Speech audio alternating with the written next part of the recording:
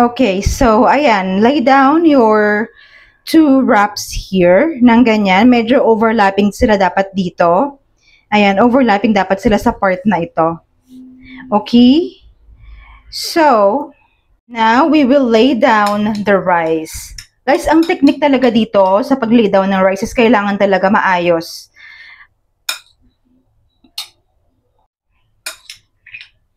Kailangan talaga yung pagsastack nyo ng rice is neat. That's one tip. Okay? Nalaglag na siya.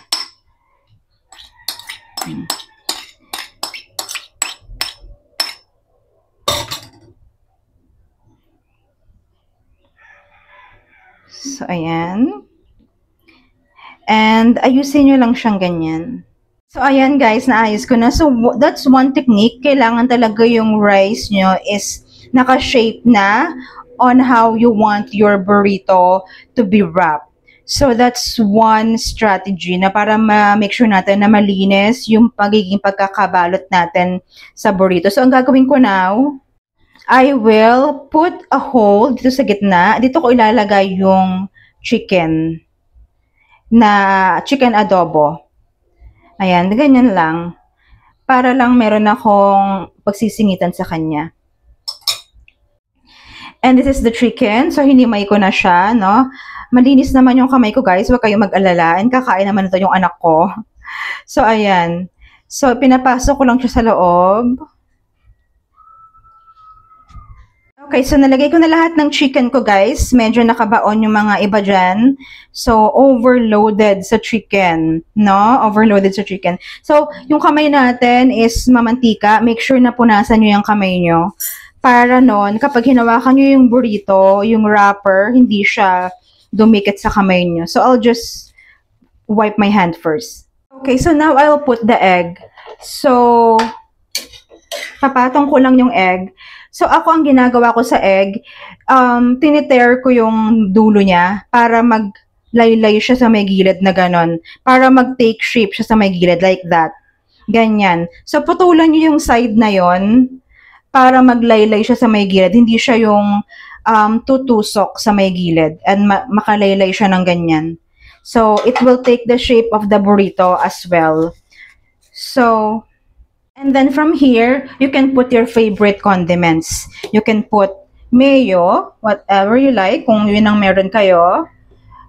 However, or how many, kadami nyo gusto na condiments. Just make sure na ingat sa liquid kasi I wouldn't put any sobrang liquid dito. Just the right, ito. Pwede rin dito yung cheese slices. Pero ako, cheese whiz lang yung nilalagay ko para mabilis. So, ayan. So, you can put any condiments you like from here. Okay. Now, this is the exciting part. So, grab the both end of your burrito, of your wrapper, and then, ganyan. Papagsalikupin nyo siya ng ganyan sa gitna. Okay? Don't worry about sa mga gilid yet. So, just gently fold etong mga gilid na ito. Gently fold. Gently fold. Wag magpanic, ha? Just gently fold. And supportahan nyo lang tong part na to when you roll it like this. So, ganyan ang hawak, ha? Ganyan ang hawak. And then, you're gonna roll it like this. Ayan. Now, when you get to that part, hinto kayo dun sa may gitna. Get the other one of the wrapper. Medyo usog natin siya dito. Ayan.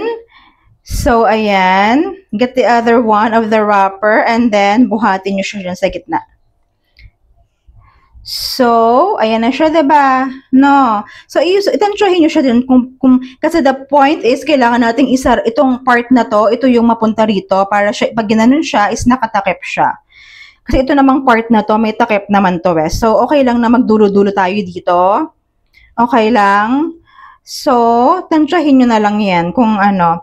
And then dito, po-fold nyo lang to. Just follow the fold dito sa may gilid. Ayan, mapo-fold yan kasi super lambot niyan. Fold nyo lang and then alalayan yung part na to and then yung other side naman.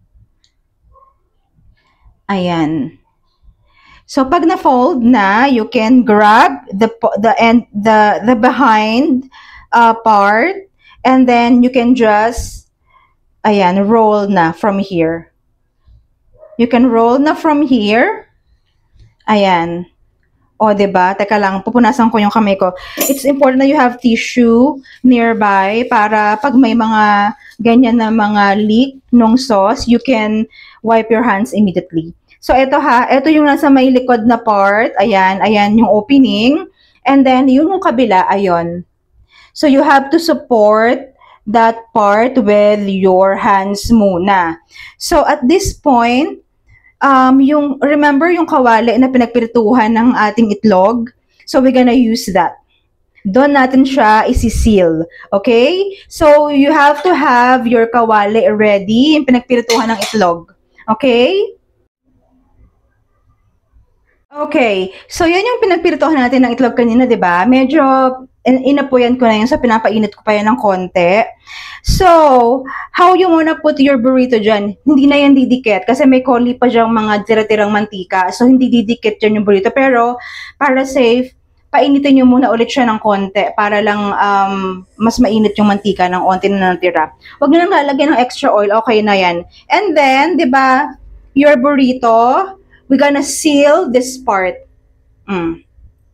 So, lalagay nyo siya ng paganyan. Ayan, paganyan muna. Etong mga parts na kailangan i-seal, yan yung mauuna. Ayan, hawakan nyo lang muna siya, alalayan nyo lang muna siya until ma-seal yung isang part. So, just a few minutes. Hindi naman to mainit kasi nakahawak kayo dito sa itaas. Ayan, so let's just wait. Actually, you can, pwede na siyang bitawan at this point. Antayin nyo lang na mag-brown siya. Ganon. Ayan.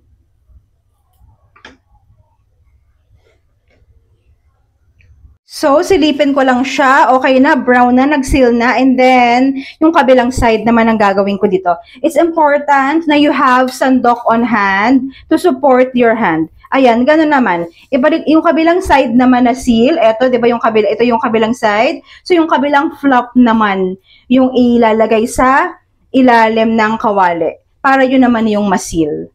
So yan, wait nyo lang. And then gano'n-gano'n nyo siya. Ilin nyo siya towards dun sa opening para ma-seal talaga siya. So ayan guys, ayan tingnan natin yung kabilang side. Oh yes, it's brown. Ayan na, nag-seal na siya.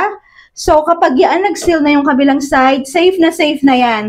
Pwede nyo na yan pagulong-gulungin sa kawali, hindi na yan matatanggal. So, ito naman kabilang, since safe na yung mga opening part, then we can seal the other side na. Ayan, nakita nyo guys, ang ganda, di ba? Ang ganda ng pagka-seal natin. So, yan. Once you have sealed yung part na yan, yung mga opening niya, you're good. So, marahan lang yung pagbabaliktad para hindi masira yung wrap. So, ayan. Tingnan natin. How's the other side? So, perfect na ang browning. So, ito pang side na to. Pwede nyo yung paikot-ikutin ng ganyan until mapaikot nyo yung ma-brown nyo yung lahat ng sides. Kasi bilog na bilog siya. You can brown all sides of it. Okay, so it's just really a few minutes yung hindi nyo kailangan magtagal. So, kailangan talaga binabantayan nyo to kasi mabilis lang siyang mag-brown. Tingnan nyo, oh, diba? Ang ganda ng browning niya. So, masusunog kasi kapag sobra yung pinatagal. So, kailangan talaga nakabantay kayo dito. It's a work of love. Diba?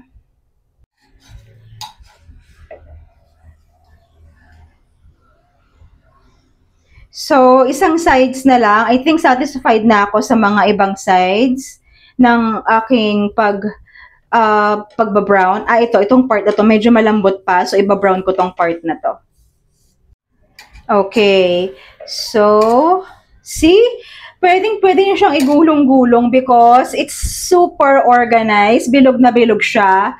And wala kayong takot na igulong-gulong na yun sa kawali. Again guys, kailangan yung kawali nyo is mainit hot for you to be able to do this. Kailangan meron siyang konting oil na residue from dun sa egg na pinagprituhan natin kanina.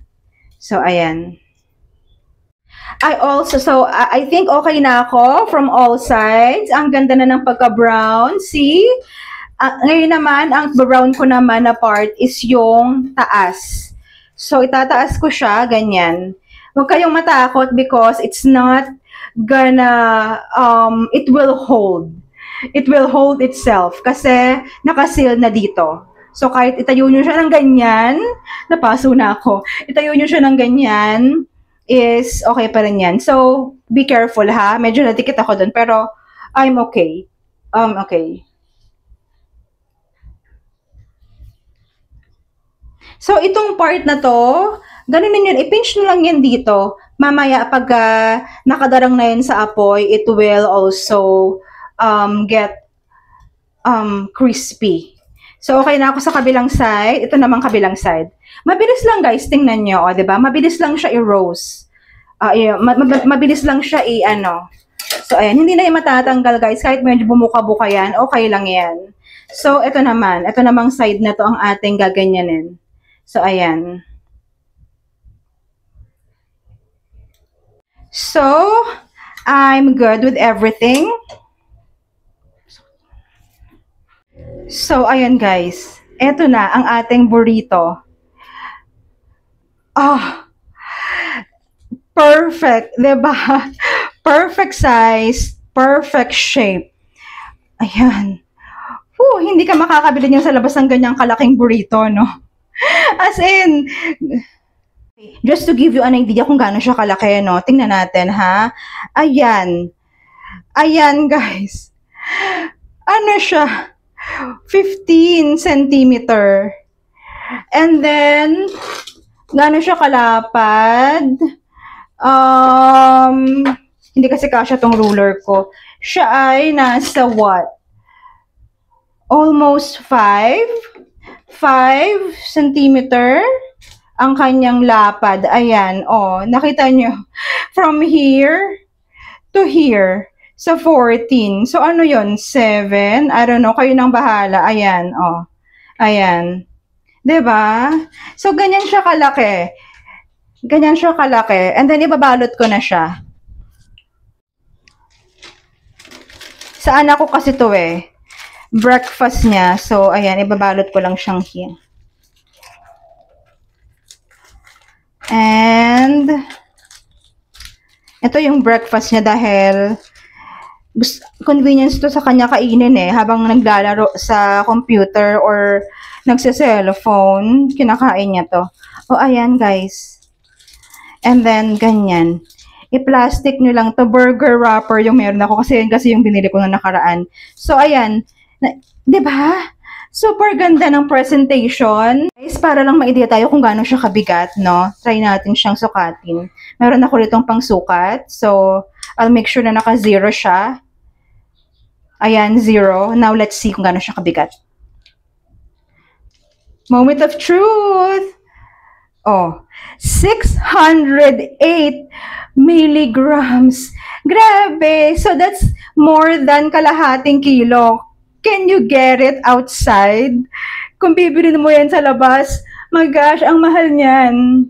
That's it, guys. Your massive, big, fat burrito is ready. So, ayan guys, your massive, big, fat burrito is served. Gawa na rin kayo.